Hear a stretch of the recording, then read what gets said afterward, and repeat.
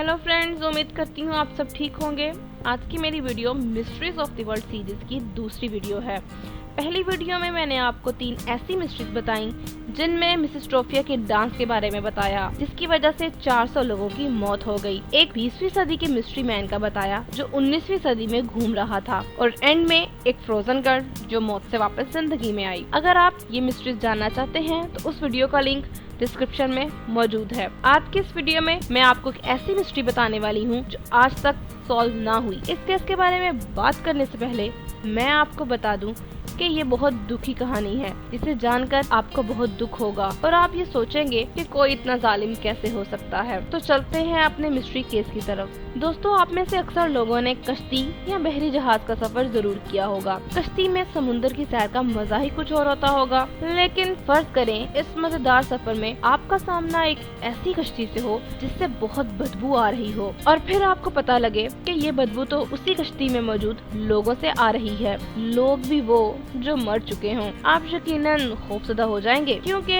आपके पास फरार का कोई रास्ता ना होगा। आज का हमारा केस भी कश्ती से ही रिलेटेड है। मैं बात कर रही हूँ उन भूतिया कश्तियों की जो जापान के साहिल पे मिली। साल 2015 में लाशों से बड़ी 12 कश्तियाँ मिली। इन कश्तियों को भूतिया इसलिए कहा जाता है क्योंकि ये कश्तियाँ वो सीधा लाशों से बड़ी हुई थी। उन बसीदा लाशों में 2 लाशों के सर ही मौजूद ना थे। ऐसा लगता था जैसे कोई जानबूझकर लोगों को बहुत बेदर्दी से मार रहा है और मारने के बाद वो उनको कश्तियों पर डालकर समुद्र में छोड़ रहा है। उन लाशों की हालत बहुत बुरी थी, उनसे अजीब किस्म की बदबू आ रही थी, जिसकी वजह से इस केस को स्टडी करना मुश्किल हो रहा था। जापान के साहिल पे मौजूद गार्ड ने बताया कि ये सिलसिला आज का नहीं है, बल्कि ये खौफनाक किस्सा बहुत पुराना था, लेकिन उनके पास सिर्फ पिछले 5 सालों का रिकॉर्ड ही मौजूद है, जिसके मुताबिक 2011 में 57 कश्तियाँ, 2012 में 47 और 2013 में 80 कश्तियाँ मिली जो समुद्र में तैर रही थी। 2014 में 65 और 2015 में भी ये सिलसिला जारी रहा।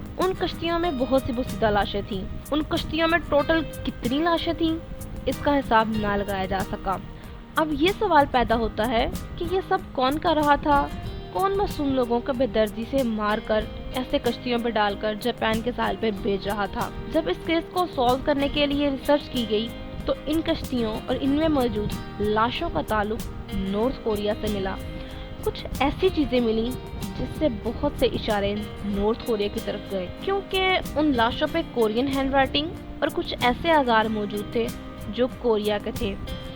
उन लाशों में से एक लाश पर कपड़े का एक टुकड़ा मिला जो नॉर्थ कोरिया के झंडे का लग रहा था।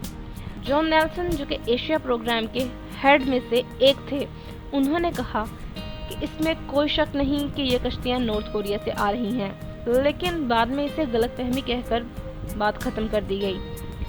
इन सब के बाद एक सवाल जो मेरे जहन में आता है, और यकीनन आप सबके जहन में भी ज़रूर आया होगा, वो ये कि आखिर मरने वाले लोग कौन थे। तो दोस्तों, जब उन मुसीदा लाशों की रिसर्च स्टार्ट की गई तो एक और बात सामने आई कि उन लाशों को देखकर ये बताना नामुमकिन था कि उनमें मर्द कौन है और औरत कौन, क्योंकि वो लाशें इस कदर बोसीदा हो गई थी कि उनकी शनाख्त मुश्किल थी। वो लाशें गल सड़ गई थीं, जिसकी वजह से उनका जेंडर ही समझ नहीं आ रहा था। उन लाशों के जेंडर पता करने के लिए उन लाशों की ऑटोप्सीज की गई, जिससे पता लगा कि वो लाशें नॉर्थ कोरिया के लोगों की थीं, जिनमें बहुत से लोग फिशरमैन भी थे। इन कश्तियों के बारे में वहाँ की अथॉरिटीज़ ने कुछ भी कंफर्म ना बताया, और इस तरह से ये केस एक मिस्ट्री बन के रह गया। क्या आपको ये बात हैरत में मुब्तला नहीं करती कि आखिर कौन लोगों को मार कर इस तरह कश्तियों में डालकर जापान के साहिल पर छोड़ रहा है? इस बारे में अपने रिव्यूज़ कमेंट बॉक्स में हमें ज़रूर दीजिएगा। इसके साथ ही आज का टॉपिक ख़त्म होता है। मैं उम्मीद करती हूँ आपको ये केस पसंद ज़रूर आया होगा। जाते जाते अलग सोचों को सब्सक्राइब भी कर दें, और वीडियो पसंद आई हो तो इसे लाइक और शेयर ज़रूर करें ताकि और भी लोग इस सैड मिस्ट्री को जान सकें। मिलते हैं एक और मिस्ट्री के साथ, तब तक के लिए अपना ख्याल रखिएगा।